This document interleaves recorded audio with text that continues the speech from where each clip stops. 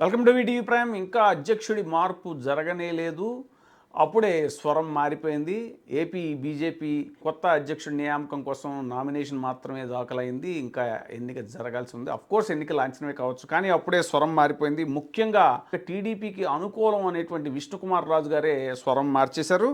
Bharatiya Janata party గనక కూటమిలో కలిసి ఉండకపోతే పరిస్థితులు ఏ విధంగా ఉండేయో రాష్ట్ర ప్రభుత్వానికి తెలియాలి.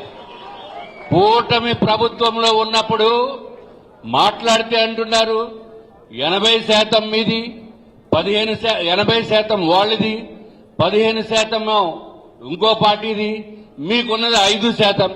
ఏందా 5%? What is this 5%? This is ridiculous.